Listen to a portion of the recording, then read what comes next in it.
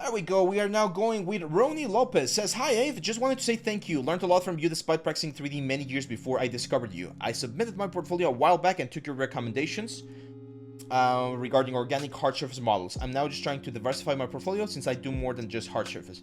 Right now, I'm looking for work as a 3D artist, looking for any position really, but I only find senior positions. Okay, here's the interesting thing about junior and senior positions, my friend. There's again no police that's gonna tell you, hey, you cannot apply to a senior position. Sometimes how to say this, a senior position has to do more with the fact that you're not gonna be causing as many problems to the production as you would do as a junior. So a junior might be asking too many questions, might need a lot of feedback, might need a lot of like sort of like a guidance through the process. A senior is just gonna get things done. So if you can prove that you can do the job, just apply to it, man. Like don't be afraid. Like worst that can happen is they're gonna tell you no, right? But there's absolutely nothing wrong with applying to a senior position if you have the skills to prove that you can fulfill that role. Why do you recommend to do full characters and no little projects like a head? Because everyone can do little projects like a head's node. Everyone. Like you can start doing one today, work for 3 or 4 hours and upload it to your portfolio. Not everyone has the discipline and the commitment to do a full character that's going to take them 2 or 3 or 4 weeks. And that really shows the difference between the, again, like attitude and personality of the person, right? So practices are great to practice. They're great to show on your socials. They're great to, again, to, I don't know, like learn a new skill or whatever. But it is very, very important that you do full, complete characters. Yeah, or 3 or 4 months, right? You do full, complete characters to really showcase your skill. And you can see that with my stuff. Like if you go to YouTube and you go through all of the thumbnails, I've done I don't know how many exercises in the past months. None of those exercises are in my portfolio because those exercises, those practices, those demo pieces, they're not portfolio worthy to me. They might be good, they might have a good result, or they might look nice, but they're not portfolio worthy. Okay, so your portfolio should really be your best work, not your practice work. Can you become an environment artist without modeling cabin balance? No, my friend, that would be very, very, very complicated. So yeah, I remember some of them. I think I remember this one. I'm not sure. This looks good. It's definitely looking a little bit more organic, as I mentioned, or as I recommended, Rony. I don't remember what was the last one that I saw, but I do remember this one right here, which was a good result. Again, a little bit of surface right there could help. I really remember this one.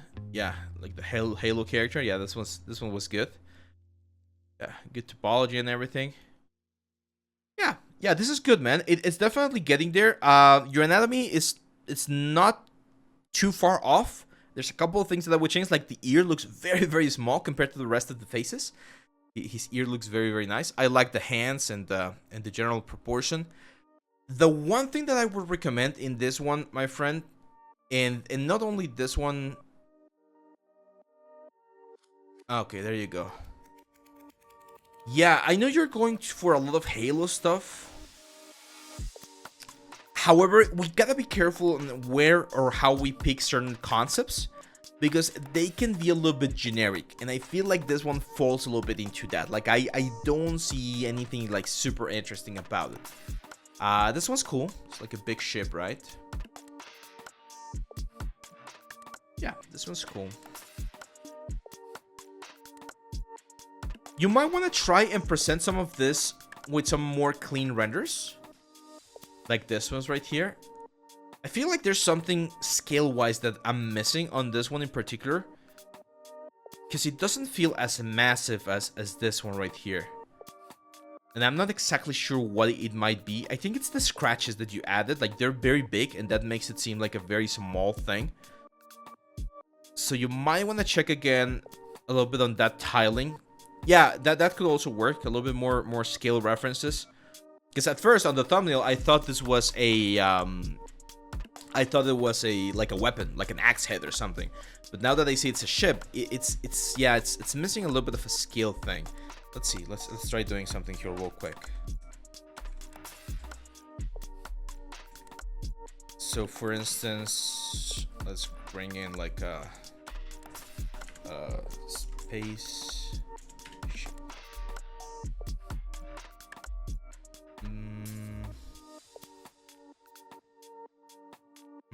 Trying to find some with a good proportion, like yeah, this one maybe.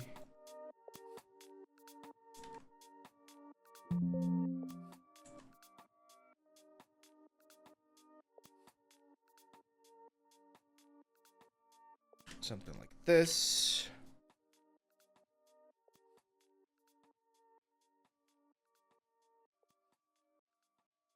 Oh my god, I hate it when Photoshop does that. Yeah, Photoshop just like completely died. There we go.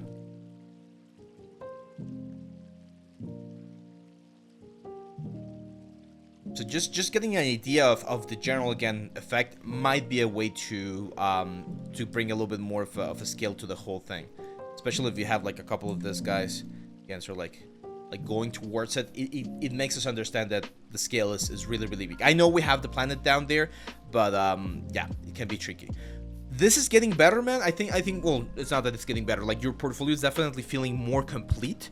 I'm not exactly sure what to tell you. I do feel like a lot of your stuff, it's a little bit too overdone in post-production, and we talked about this on the past video. And the thing is, it's not bad because you get some really kick-ass, again, like scenes like this ones right here. But it's also important to have clean renders as well to see the technical stuff. So for instance, on this one, yes, we're seeing the wireframe, but I would like to maybe see the maps, the baked maps. That could also really help.